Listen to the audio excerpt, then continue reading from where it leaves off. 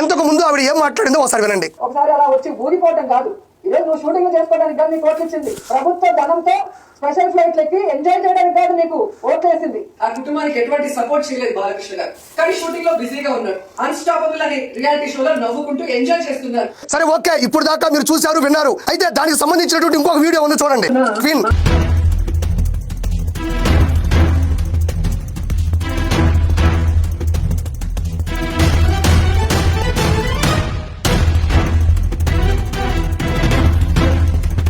ఎదుటోళ్ళు shooting చేస్తేనేమో అధికార దుర్వినియోగం, ఎంజాయ్మెంట్ అంటావు. నువ్వు సినిమాలు చేస్తేనేమో కళామ తల్లి కన్న తల్లి అంటావు. నీతో ఎట్లా యాగాల? ప్రవృత్తి వృత్తి అని రెండు ఉంటాయి. రాజ్యంలో కానీ రాజ్యాంగంలో కానీ సినిమాలు చేయకూడదు, సినిమాలు తీయకూడదని లేదు. నువ్వు కూడా ఈవెంట్లు చేస్తున్నావు, షోలు చేస్తున్నావు, సినిమాలు చేస్తున్నావు, చేసుకో. ఎవరు నిన్ను అడగల. కానీ కొన్ని నెలల క్రితం, కొన్ని సంవత్సరాల క్రితం నువ్వు ఎదుటోళ్ళ గురించి ఏం మాట్లాడావు అన్న సెన్స్ కూడా లేకుండా నువ్వు ఎలా ప్రవర్తిస్తావు? సినిమా పేరు నందావూరు, సినిమా నేమ్ వచ్చి లెనిన్ పాండియన్, అందులో చేస్తుంది ఏలియన్. ప్రత్యేకంగా చెప్పనక్కర్లేదు. కానీ నువ్వు భవిష్యత్తులో ఏం చేస్తున్నావు అనే మతి స్థిమితం కూడా లేకుండా ఎదుటోళ్ళ గురించి మాట్లాడావు.